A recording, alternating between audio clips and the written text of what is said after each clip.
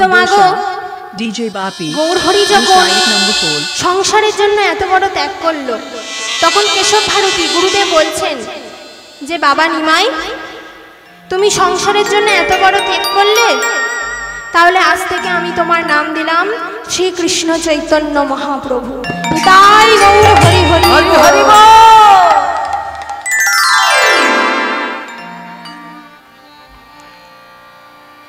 মাগো আমাদের এবার এখানে একটা কথা ছোট্ট করে জেনে নিতে হবে যে জগতে কত কত নাম আছে। বলুন মা, নামের কি অভাব আছে? নামের অভাব নেই। তো এই জগতে কত কত নাম আছে, অত নাম থাকতে চৈতন্য নামটি কেন হলো? এখানে আমাদের ছোট করে জেনে নিতে হবে চৈতন্য নামটি কেন হলো। তো চৈতন্য নামটি হওয়ার কারণ হচ্ছে আমাদের মতো অচেতন, আমাদের মতো মূর্খ, আমাদের মতো জ্ঞান পাপী। কি বাবা, কথাটা কি ভুল বললাম? বলুন তো। আমাদের এই কলিযুগে বিশ্ব ব্রহ্মাণ্ডের মাটিতে আমরা যত জীব আছি, আমরা বড় অচেতন, আমরা বড় মূর্খ, আমরা বড় জ্ঞান পাপী, আমরা জেনে বুঝে ভুল করি, আমরা বড় বোকা। এবার মাগো আপনাদের মনে প্রশ্ন জাগতেই পারে যে আমরা বোকা হলাম কিভাবে? আমরা তো স্কুলে পড়াশোনা করেছি, কলেজে পড়াশোনা করেছি। তো মাগো একটা কথা বলবো, স্কুলে পড়াশোনা করলে হয়তো শিক্ষিত হওয়া যায়, কলেজে পড়াশোনা করলে হয়তো শিক্ষিত হওয়া যায়, কিন্তু ভক্ত হওয়া যায় না। ভক্ত হওয়া যায় না। মাগো আপনি যত পড়াশোনা করবেন তত বড় শিক্ষিত হবেন, আপনি যত বড় বড় স্কুলে পড়াশোনা করবেন তত বড় বড় শিক্ষিত হবেন, কিন্তু ভক্ত হতে পারবেন না। তাহলে ভক্ত হতে গেলে কি করতে হবে? ভক্ত হতে গেলে আমাদের ঘর ছেড়ে রাস্তায় নামতে হবে। ভক্ত হতে গেলে রাস্তার কাঙাল হতে হবে। ভক্ত হতে গেলে মাগো সংসারের মায়া ত্যাগ করে কিছুক্ষণের জন্য গোবিন্দের চরণে মন প্রাণ সঁপে দিতে হবে, তবে ভক্তি জাগবে। তো আমাদের মতো অচেতন, আমাদের মতো মূর্খ কেন কথাটা বললাম একটা প্রমাণ দিচ্ছি, মিলিয়ে দেখে নেবেন, মন গড়া কথা বলবো না।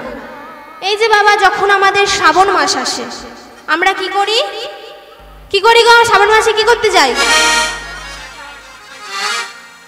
কি গো মা, শ্রাবণ মাসে কি করতে যাই? বাবার মাথায় জল ঢালতে যাই। তো হ্যাঁ, বাবার মাথায় জল ঢালতে যাই। বলে বাবা, তো আগেকার দিনে ছেলেরা যেত, এখন আমরা মেয়েরাও যাই। তো আমরা বাবার মাথায় জল ঢালতে যাচ্ছি, এত ঘটাপটা করে জল ঢালতে যাচ্ছি, এত সাজুগুজু করে, তাতে ক্ষতি নেই। কিন্তু মাগো আমরা একটা কথা একবারের জন্য ভেবে দেখি না যে আমাদের প্রত্যেকের বাড়িতে ঘরে বাবা মা আছে, তাদের জীবনে কলে থেকে হোক বা কুয়ো থেকে হোক এক বালতি জল তুলে দিতে পারি না, আর সেই আমরা যাচ্ছি বাবা ভোলেনাথের মাথায় জল ঢালতে। তো কি মনে হয় মা, বাবা ভোলেনাথ গ্রহণ করবে? করবে? বাবা ভোলেনাথ গ্রহণ করবে না, কিছুতেই না।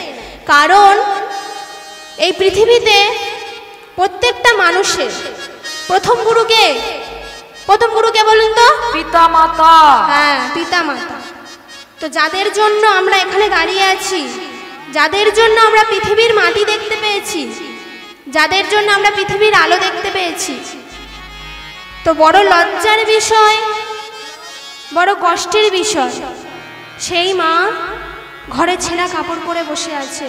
কত কত ছেলে আছে মাগো সারাদিন কাজ করে বাড়িতে আসে, এসে মাগো একবারের জন্য জিজ্ঞাসা করতে পারে না যে মা তুমি কিছু খেয়েছো তো, মা তুমি ভালো আছো তো? কি গো মা, জিজ্ঞাসা করি আমরা? করি না। আমরা সব কাজের সময় পাই, কিন্তু এই জিজ্ঞাসা করার সময় পাই না। এখানেই তো আমাদের ভুল, আমাদের চলার পথে ভুল, আমাদের বলার পথে ভুল। মাগো যেই মা নিজের ঘরে, পরের ঘরে কাজ করে আমাদের মুখে ভাত তুলে দিচ্ছে, আর সেই আমরা বড় হয়ে মায়ের মুখে ভাত তুলে দিতে পারছি না। তো আমরা আসল গুরুকে চিনতে পারলাম না। আর যদি ভালো পোশাক পরে, ভালো সেলফ নিয়ে মন্দিরে যাই 4 চাকা গাড়ি করে, তাহলে যাওয়া সেই সার হয়ে যাবে, কাজের কিছু হবে না। নিতাই গৌর হরি হরি হরি বল। তো এখানেই তো আমাদের ভুল হচ্ছে। ভগবান বলেছেন আমি তো আছি, আমার কৃপা তোমাদের ওপর সদা সর্বদাই আছে, কিন্তু তোমরা আগে নিজের গুরুজনকে সেবা করো। কৃপা মানে করে পাওয়া। গুরুজনরা ঘরে না খেয়ে পড়ে থাকবে আর তোমরা আমার সেবা করলে কোনো লাভ হবে না। তাহলে আমাদের এখানেই ভুল হচ্ছে। তাহলে আমাদের মতোই অচেতন জীবকে চেতনা দান করেছিলেন বলে সেই থেকে তার নামের সার্থকতা হয়েছিল শ্রীকৃষ্ণ চৈতন্য মহাপ্রভু। নিতাই গৌর হরি হরি বল। তো মাগো, গৌরহরি যখন নবদ্বীপে এসেছিলেন, গৌরহরি শোভাটা কেমন হয়েছিল জানেন? জানেন কেমন হয়েছিল? আমার গৌরে লোরে ওই সোনার নদিয়া, উলুধ্বনি হরিধ্বনি শব্দ শোনা যায় আমাদের গৌরে লোরে। আমরা সবাই একসঙ্গে উলুধ্বনি হরিধ্বনি শব্দ শোনা যায় আমাদের গৌরে লোরে। আমাদের গৌরে লোরে সোনার নদিয়া, উলুধ্বনি হরিধ্বনি শব্দ শোনা যায় আমাদের গৌরে লোরে। গৌরে লোরে সোনার নদিয়া, উলুধ্বনি হরিধ্বনি শব্দ শোনা যায় আমাদের গৌরে লোরে। গৌরে লোরে সঙ্গে নিতাই এলো রে, গৌরে লোরে আমাদের নিতাই এলো রে। গৌরে লোরে সঙ্গে নিতাই এলো রে, গৌরে লোরে আমাদের নিতাই এলো রে। গৌরে লোরে সঙ্গে নিতাই এলো রে, গৌরে লোরে সঙ্গে নিতাই এলো রে। গৌরে লোরে সোনার নদিয়া, উলুধ্বনি হরিধ্বনি শব্দ শোনা যায়। নিতাই গৌর হরি হরি বল। গৌরে লোরে সোনার নদিয়া, উলুধ্বনি হরিধ্বনি শব্দ শোনা যায় আমাদের গৌরে লোরে। গৌরে লোরে সোনার নদিয়া, উলুধ্বনি হরিধ্বনি শব্দ শোনা যায় আমাদের গৌরে লোরে।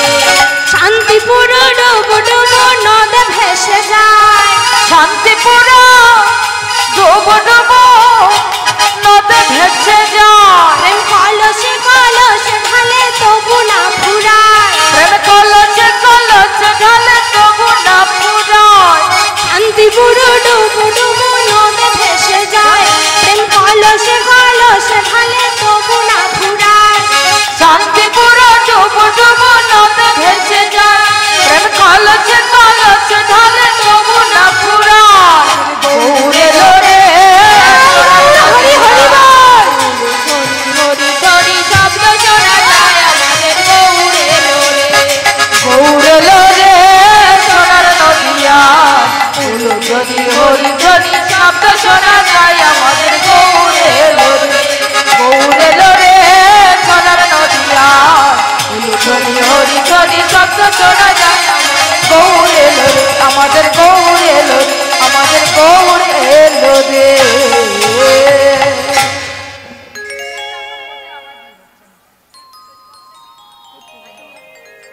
Hello hello check.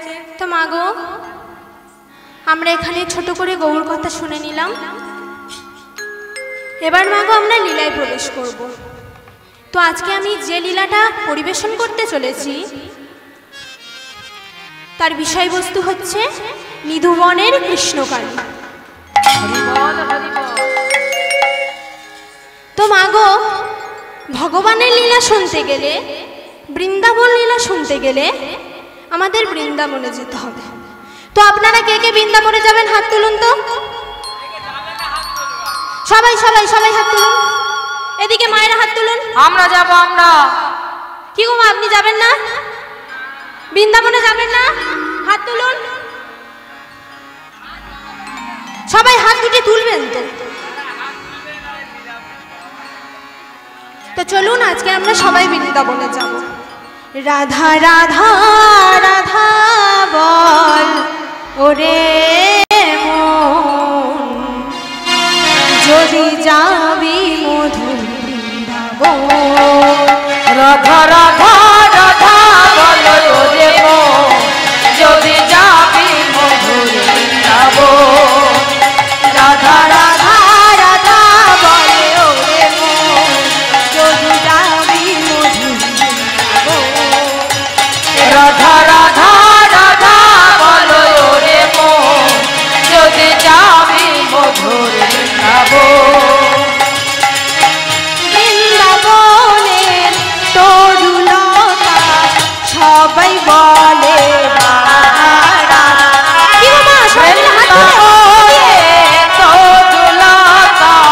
সবাই বলে রাধে রাধা। বৃন্দাবনে তরুলতা সবাই বলে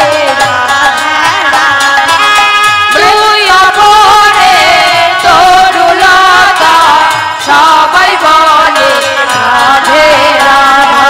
রাধা ও রাধা রাধা রাধা বলে ওরে মন, যদি যাবি মধুর রাধে রাধা রাধা বলো রে মন, যদি যাবি মধুর বৃন্দাবন। রাধে রাধা রাধা বলো রে মন, যদি যাবি মধুর বৃন্দাবন। দুই অক্ষরে নামটি রাধা, অক্ষরে অক্ষরে সুধা। দুই অক্ষরে নামটি রাধা, অক্ষরে অক্ষরে সুধা। দুই অক্ষরে নামটি রাধা, অক্ষরে অক্ষরে সুধা। দুই অক্ষরে নামটি রাধা, অক্ষরে অক্ষরে সুধা। রাধা ও রাধা রাধা রাধা বলো রে মন, যদি যাবি মধুর বৃন্দাবন। রাধে রাধা রাধা বলো রে মন, যদি যাবি মধুর বৃন্দাবন। রাধা রাধা রাধা বলে ওরে মন, যদি যাবি বৃন্দাবন। রাধে রাধা রাধা বলো রে মন, যদি যাবি মধুর বৃন্দাবন।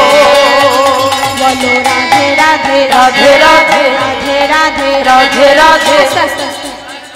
মাগো, আমরা তো প্রত্যেকদিন বলি, আজকে আপনাদের বলতে হবে। কি গো মা, বলবেন তো?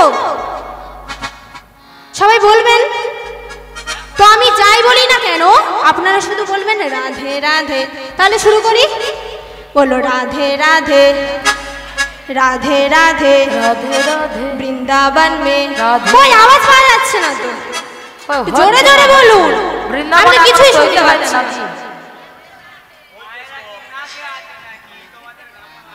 দুপুরে সেবা শান্তি ভালো হয়নি? খুব ভালো হয়েছে। তাহলে আওয়াজ কেন এত আস্তে কেন?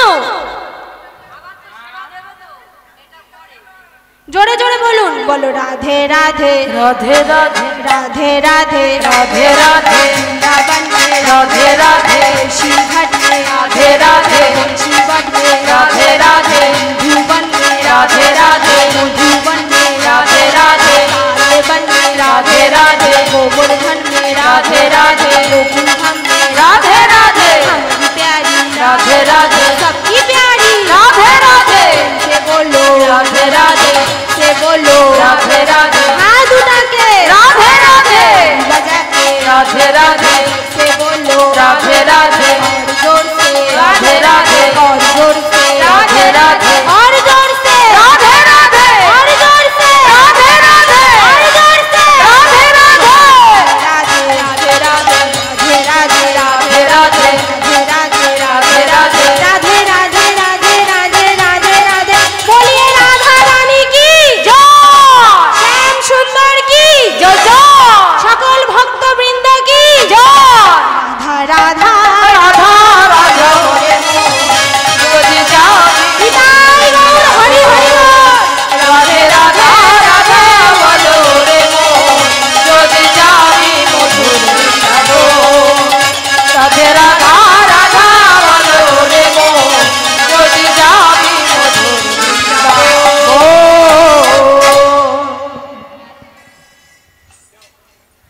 গো আমরা এখন কোথায় এসেছি?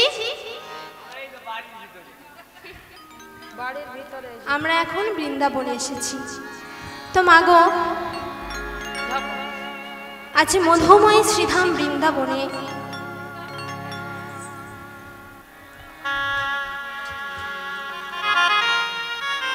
মধুময় শ্রীধাম বৃন্দাবনে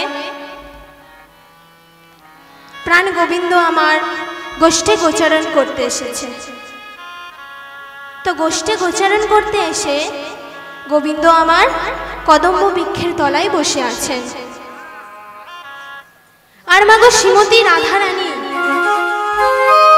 গোবিন্দের সঙ্গে দেখা করবেন বলে জল আনার ছলনা করে, যমুনাতে জল আনার ছলনা করে গোবিন্দের সঙ্গে দেখা করতে এসেছেন।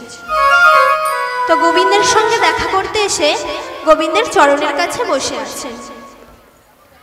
কিন্তু মা গো আজ রাধারানীর বদনে হাসি নাই। রাধারানী মন খারাপ করে বসে আছে, যেন মনটা অন্য কোথায় পড়ে আছে, মন উদাস হয়ে বসে আছে। আর মা গো রাধারানী যখন এভাবে বসে আছে, এটা কি আর গোবিন্দের ভালো লাগবে?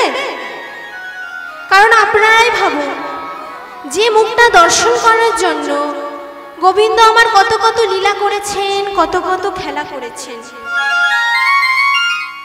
গোবিন্দ রাধারানীর মুখটা দেখার জন্য, ওই মুখের হাসি দেখার জন্য গোবিন্দ আমার নৌকা চালিয়েছেন। ওটা ছিল নৌকা বিলাস। আবার ওই মুখটা দেখার জন্য গোবিন্দ সেজেছেন মালিনী, মানে মালা বিক্রি করেছে, মালা নেবে গো, মালা নেবে গো। আবার ওই মুখের হাসি দেখার জন্য গোবিন্দ সেজেছেন বাজিকর, মানে গ্রামে গ্রামে বাজি খেলা দেখিয়েছে। তো এত কিছু করেছেন কার জন্য? রাধারানীর জন্য,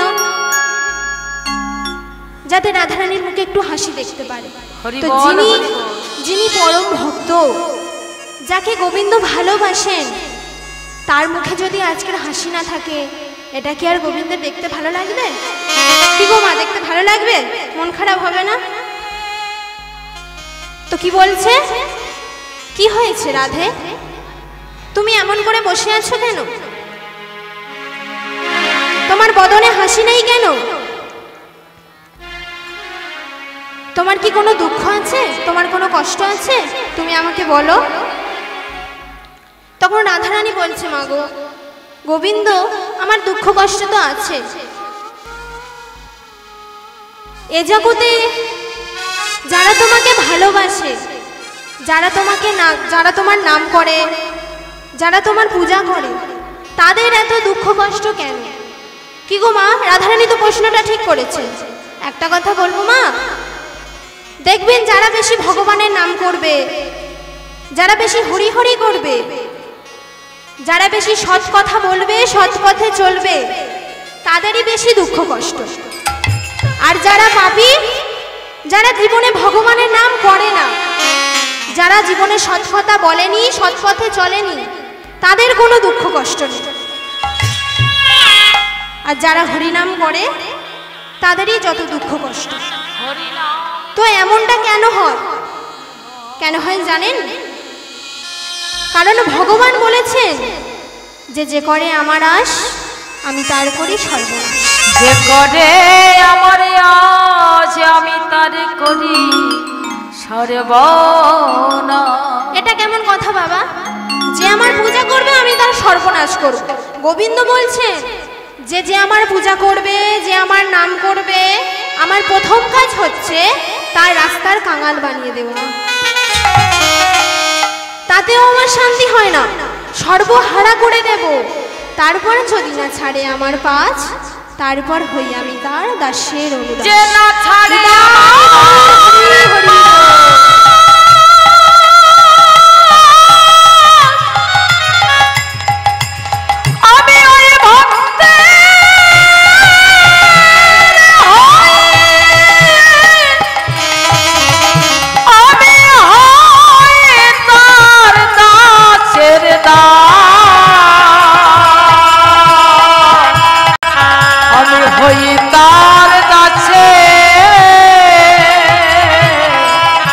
দাসের দাস।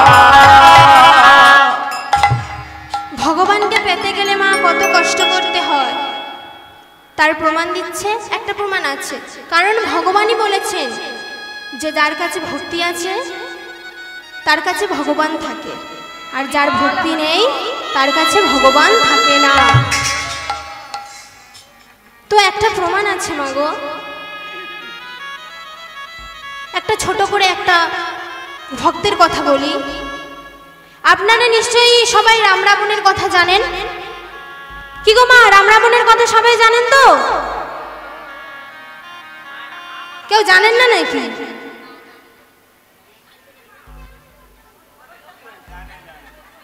রাম রাবণের কথা কেউ জানেন না? তো মাগো, রাম আর রাবণের যে যুদ্ধ হয়েছিল, যুদ্ধটা কিসের জন্য হয়েছিল, কার জন্য হয়েছিল? এত লড়াই চলছিল কার জন্য? কার জন্য চলছিল? সীতার জন্য। রাধে রাধে। তো রাবণ যখন সীতাকে হরণ করলো, সে তো স্বর্গের লক্ষ্মী, অন্য তো কেউ আর নয়। তা রাবণ যখন সীতাকে হরণ করলো, ফিরিয়ে দিল না, ফিরিয়ে দেবে নাই বলে এত যুদ্ধ হলো। তো মাগো, রাবণরা হচ্ছে 3 ভাই আর 1 বোন। রাবণ, কুম্ভকর্ণ, বিভীষণ, আর 1 বোন হচ্ছে শূর্পণখা, সে ছিল রাক্ষসী। তো মাগো, রাবণের পক্ষ থেকে রামের সঙ্গে যুদ্ধ করতে আজ পর্যন্ত যারা যারা যায় তারা আর কেউ ফিরে আসে না। কেন জানেন? কারণ মাগো, যারা একবার চলে যায় তারা আর কোনোদিন ফেরে না। যারা একদিন চলে যায় তারা আর কোনোদিন ফেরে না গো। তাকে আপনি যতই ডাকুন, যতই কাঁদুন, যতই চিৎকার করে বলুন না কেন যে চলে যায়, সে আর ফিরে আসে না। আজকের মাগো, রাবণ বড় অসহায়। কেন? রাবণের ছোট ভাই বিভীষণ, যে রামের পক্ষে ছিল না, যে রাবণের পক্ষে ছিল না, সে ছিল রামের পক্ষে। তো ছোট ভাইও চলে গেল রামের পক্ষে, আর বাকি পড়ে রইল 2 ভাই। তার মধ্যে 1 ভাই কুম্ভকর্ণ, সেও পর্যন্ত রামের সঙ্গে যুদ্ধ করতে গিয়ে পরাজিত হয়ে গেল। তো মাগো, এ দুঃখের কথা কাকে বলবো? আজকে যেন কেউ না দেখা পায়। রাবণ সবার আড়ালে বসে নিজের বাগানে বসে বসে কাঁদছে। ভাবতে পারছেন মাগো, যার চোখে জীবনে 1 ফোঁটা জল পড়ে না, যে লোকে কাঁদায়, লোককে কাঁদায় কিন্তু নিজে কাঁদে না, যে লোকের ওপর অত্যাচার করে লোককে কাঁদায় কিন্তু জীবনে কাঁদে না, জীবনে তার চোখ থেকে 1 ফোঁটা জল পড়ে না, সে আজকের কাঁদছে গো। আর মনে মনে বলছে, দয়াময়, আমি তো জানি যে আমি তোমার সঙ্গে যুদ্ধ করে কোনোদিন পারবো না, তবু তোমার সঙ্গে কেন যুদ্ধ করছি জানো? কারণ এই যুদ্ধ করতে করতে একদিন তোমার চরণে দেহ দিয়ে চলে যাব। হরি বল, হরি বল। জানি না সেদিন আমার কবে বা হবে, সেই দিন আমার কবে বা আসবে। জানো প্রভু, আমি তোমার সঙ্গে যুদ্ধ করছি বলে এ জগতের প্রত্যেকটা মানুষ আমাকে বলে আমি নাকি রামের শত্রু, আমি নাকি রামের ভালো দেখতে পারি না। সবাই আমার কিন্তু বাইরেরটা দেখলো গো, আমার অন্তরেরটা কেউ দেখলো না। আমিও যে রামকে ভালোবাসি, সবাই আমি যুদ্ধ করছি সবাই সেটা দেখলো, কিন্তু কেউ আমার দুঃখটা দেখলো না। হরি বল, হরি বল। সবাই আমার শত্রুতাটা দেখলো কিন্তু ভক্তিটা কেউ দেখলো না। রাধে। আমিও যে রামকে ভালোবাসি, কিন্তু কি করে বোঝাবো? আমিও যে রামকে ভালোবাসি, কিন্তু কি করে দেখাবো? মাগো, রাবণ যখন এভাবে বসে বসে কাঁদছে, রাবণের বংশের শেষ সম্বল, আর তো কেউ বেঁচে নেই, সবাই চলে গেছে। তো রাবণের বংশের শেষ সম্বলকে রাবণের ভাইপো, 5 বছর, নাম হচ্ছে তরণী। মাগো, রাবণ যখন এভাবে কাঁদছে, তরণী খেলা করতে করতে দূর থেকে হঠাৎ দেখা পেয়েছে যে জ্যাঠামশাই কাঁদছে। মনে মনে ভাবছে যে কি হলো, জ্যাঠামশাই কাঁদছে কেন? এই বলে রাবণ বসে বসে কাঁদছে, তরণী ছুটতে ছুটতে এসে জ্যাঠামশাইয়ের গলাটা জড়িয়ে ধরেছে। বলছে, জ্যাঠামশাই কি হয়েছে, তুমি কাঁদছো কেন? আমি কাঁদছি কেন? ওরে খোকা, আমি কেন কাঁদছি তোকে বলতে পারবো না, তবে আমি একটা কথা বলতে পারবো, যে তোর যখন জন্ম হয়েছিল না খোকা, বড় আদর করে তোর নাম রেখেছিলাম তরণী। মাগো, তরণী মানে কি গো মা? তরণী মানে কি? নৌকা। হ্যাঁ, তরণী মানে হচ্ছে নৌকা। এ জগতে যেমন নদী পারাপার করতে গেলে একটা করে নৌকার প্রয়োজন হয়, তেমন আমাকেও তো একদিন যেতে হবে।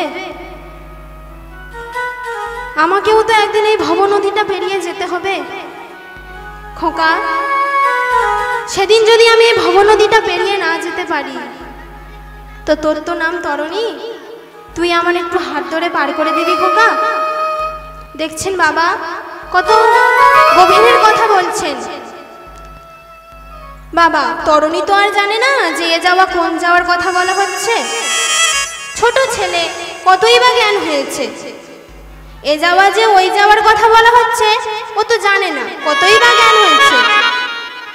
কিন্তু জ্ঞান হয়নি, কিন্তু ভক্তিটা দেখুন। বলছে, জ্যাঠামশাই যেতে হলে আমি যাব, তুমি কেন যাবে? যদি যেতে হয় আমি রাবণের সঙ্গে যুদ্ধ করতে যাব, তোমাকে যেতে হবে না। তখন মাগো রাবণ বলছে যে খোকা, তুই তো এখন ছোট, তোর মধ্যে ক্ষমতা নেই, তোর মধ্যে শক্তি নেই, তোর বুদ্ধি নেই, তোর বল নেই, তুই কিভাবে যুদ্ধ করবি? মাগো, তখন তরণী বলছে যে জ্যাঠামশাই, আমার মধ্যে ক্ষমতা নাই বা থাকলো, আমার মধ্যে বল নাই বা থাকলো, কিন্তু ভক্তি তো আছে। আমি রামের সঙ্গে বল দিয়ে নয়, ভক্তি দিয়ে যুদ্ধ করব। তুমি আমাকে আশীর্বাদ করো যে আমি আজকে চলে গিয়ে যেন আর কোনোদিন বাড়ি ফিরে আসতে না পারি। হরি বল, হরি বল। মাগো, আমাদের ঘরের ছেলে যখন বাইরে ঘাটে যায়, তখন কি বলে গো মা? যে মা আসছি, মানে গিয়ে আবার ফিরে আসবো। কিন্তু মাগো, তরণী আজকের বলছে যে জ্যাঠামশাই আমি যাচ্ছি, মানে আর কোনোদিন ফিরে আসবো না। কারণ আমি জানি যে একবার ভগবানের কাছে চলে যায় সে আর কোনোদিন ফেরে না। তো জ্যাঠামশাই, তুমি আমাকে আশীর্বাদ করো, আজকের যেন আমি রামের সঙ্গে যুদ্ধ করতে গিয়ে আর কোনোদিন যেন ফিরে আসতে না পারি। নিতাই গৌর হরি হরি।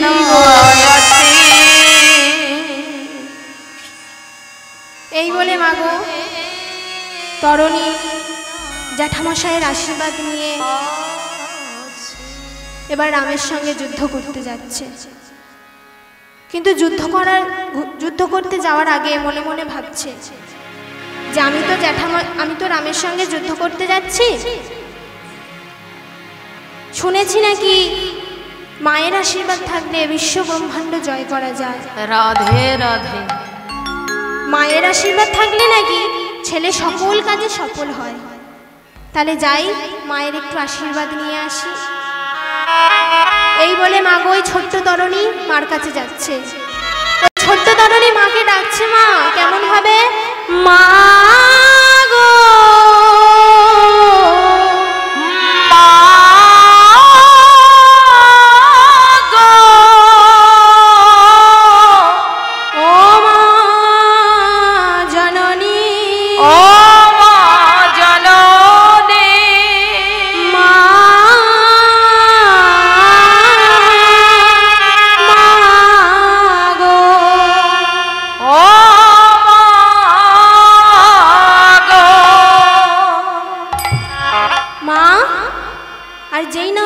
ছেলে তরুণী মাকে এমন ভাবে ডাকছে। মা ঘরের ভিতর থেকে ছুটতে ছুটতে এসে বলছে, খোকা কি হয়েছে, তুই এমন ভাবে ডাকছিস কেন? এমন ভাবে কেন ডাকছি জানো মা? কারণ আর তো কোনোদিন তোমার সঙ্গে দেখা হবে না, আর তো কোনোদিন তোমাকে মা বলে ডাকতে পারবো না, আর তো কোনোদিন মা বলে তোমার কোলে উঠতে পারবো না। ওই জন্য ছুটতে ছুটতে এলাম।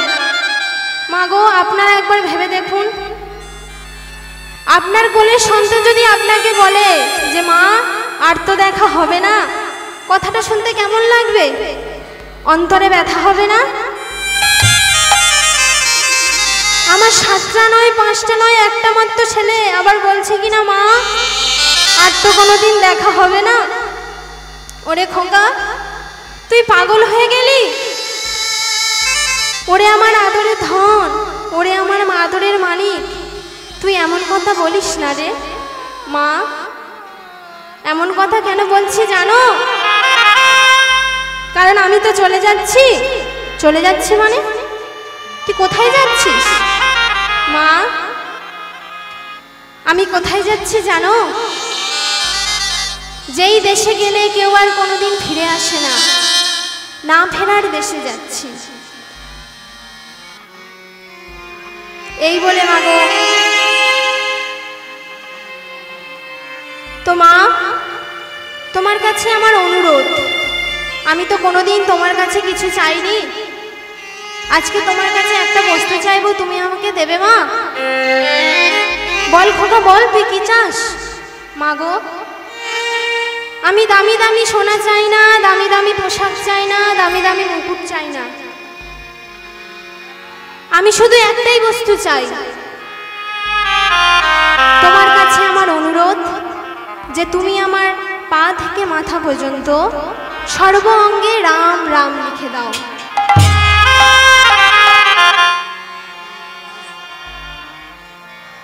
এবার মা গো,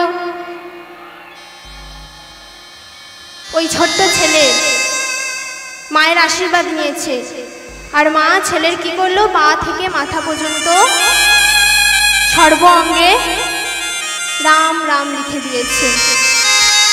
মা মনে মনে ভাবছে যে আমি জানি আমার ছেলে আর কোনোদিন ফিরবে না, আমি জানি আমার ছেলে আজ যাচ্ছে আর কোনোদিন ফিরবে না, কিন্তু এইটা আমার বড় সৌভাগ্যের কথা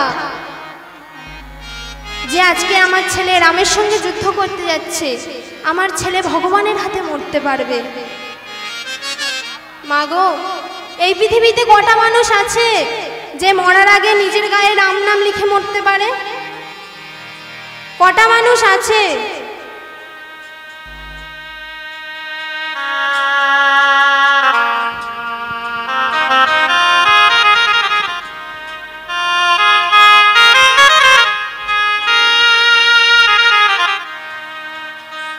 এ জগতে কটা মানুষ আছে যে মরার আগে নিজের গায়ে রাম নাম লিখে মরতে পারে?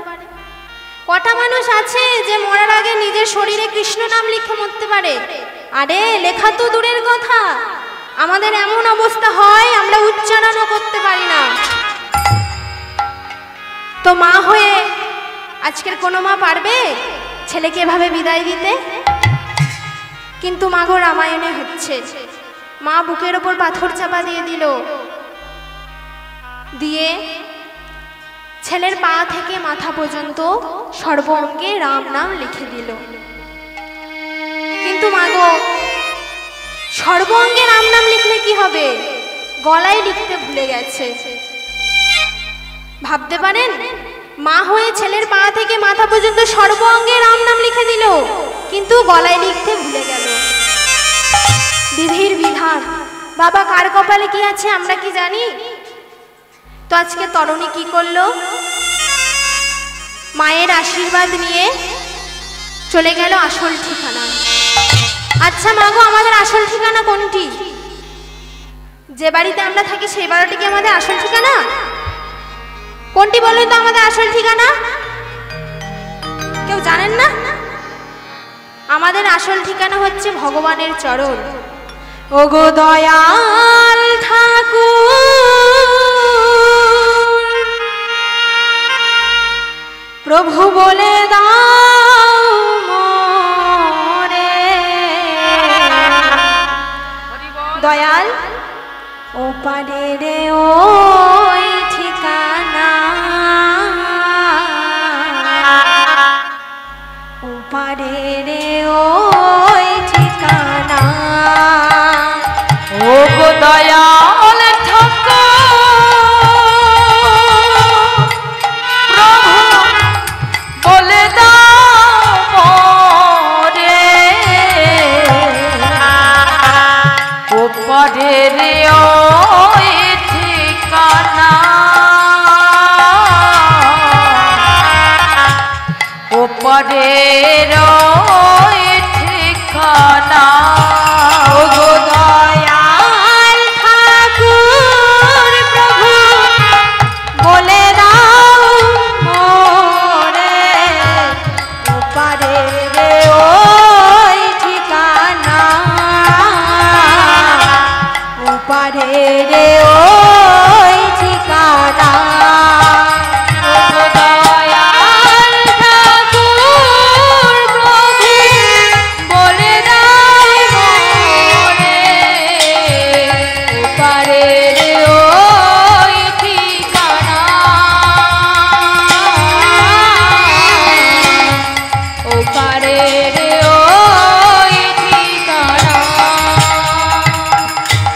সেই পথ ধরে চলে যাব আমি থাকবে না কিছু অজানা সেই পথ ধরে চলে যাব আমি থাকবে না কিছু অজানা সেই পথ ধরে চলে যাব আমি থাকবে না কিছু অজানা সেই পথ ধরে চলে যাব আমি থাকবে না কিছু অজানা ওপারে রে ওই ঠিকানা ওপারে রে ওই ঠিকানা ও গো দয়াল ঠাকুর প্রভু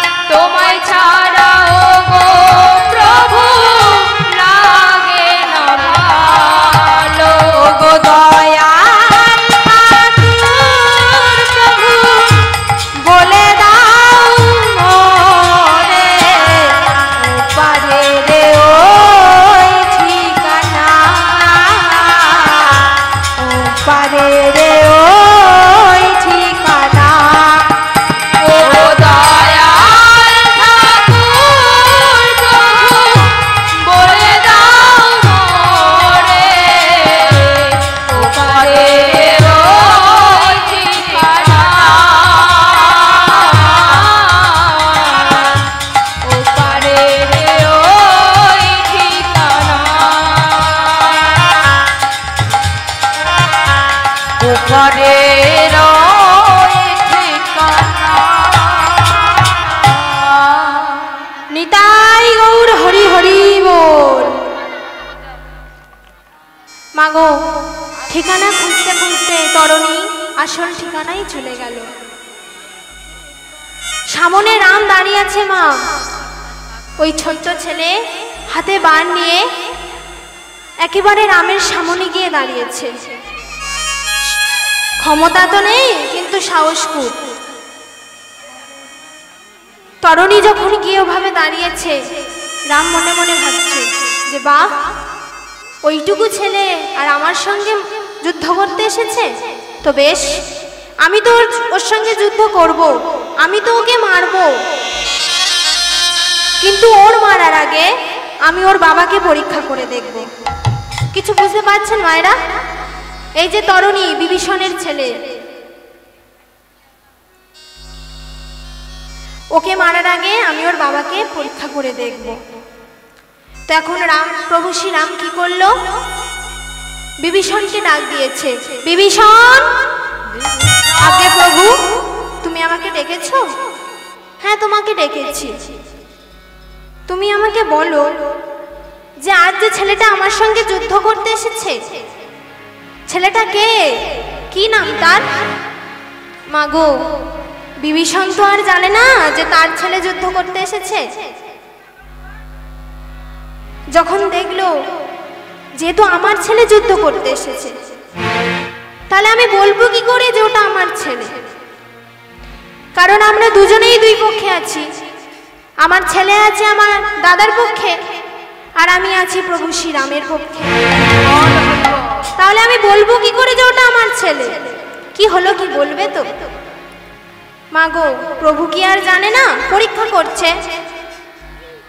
তখন বিভীষণ মনে মনে ভাবছে যে জীবনে তো মিথ্যা কথা বলিনি, তো আজকের মিথ্যা বলবো না, তবে সত্যিটাও বলবো না। সত্যিটাও বলবো না। কেমন বুদ্ধি দেখুন, কিভাবে কথাটা ঘুরিয়ে বলছে দেখুন। বলছে, প্রভু, আজ যে ছেলেটা তোমার সঙ্গে যুদ্ধ করতে এসেছে, ছেলেটার নাম হচ্ছে তরণী। তবে ছেলেটার নাম তরণী হলে কি হবে? ছেলেটা হচ্ছে রাবণের ভাইপো। মাগো একবারও কিন্তু বললো না যে ছেলেটা আমার ছেলে, কথাটা ঘুরিয়ে বলে দিল যে ছেলেটা হচ্ছে রাবণের ভাইপো। তা বেশ, তুমি তো অনেক কিছুই জানো দেখছি, তাহলে আমাকে আর একটা কথা বলে দাও যে ছেলেটার কোন জায়গায় আঘাত করলে ছেলেটা মরবে? আমি জায়গা খুঁজে পাচ্ছি না। কেন প্রভু, জায়গা খুঁজে পাচ্ছ না কেন? তুমি তাকিয়ে দেখো, ছেলেটার পা থেকে মাথা পর্যন্ত সর্ব অঙ্গে রাম নাম লেখা আছে। আর যেখানে আমার নাম লেখা আছে সেখানে আমি কিভাবে আঘাত করি? আমি জায়গা খুঁজে পাচ্ছি না, তুমি আমাকে একটা জায়গা খুঁজে দাও। তখন মাগো বিভীষণ বলছে, তাহলে প্রভু দূর দিয়ে তাকিয়ে দেখো, ছেলেটার সর্ব অঙ্গে রাম নাম লেখা থাকতেই পারে, কিন্তু ছেলেটার গলায় রাম নাম লেখা নেই। তুমি যদি ছেলেটার গলায় আঘাত করো, ছেলেটা উদ্ধার হয়ে যাবে। মাগো বলা মাত্র রাম এমন ভাবে বাণ প্রয়োগ করেছে, সামন দিয়ে এগিয়ে এগিয়ে বাণ এমন ভাবে তরণীকে আঘাত করেছে, একদিকে মুন্ডু কেটে পড়ে গেল, একদিকে দেহ কেটে পড়ে গেল। নিতাই গৌর হরি হরি বল। রাম এমন ভাবে বাণ প্রয়োগ করেছে মাগো, একদিকে মুন্ডু কেটে পড়ে গেল, একদিকে দেহ কেটে পড়ে গেল। কিন্তু মাগো, ওই কাঁটা মুন্ডু এখনো পর্যন্ত নাম করছে, এখনো পর্যন্ত বলছে রাম রাম রাম। মাগো, কাঁটা মুন্ডু যখন এভাবে নাম করছে, তখন বিভীষণ যে ছিল তরণীর বাবা, বাবার থাকতে পারছে না। হ্যাঁ গো, বাবার সামনে যদি ছেলে এভাবে চলে যায়, বাবা কি সেটা সইতে পারে?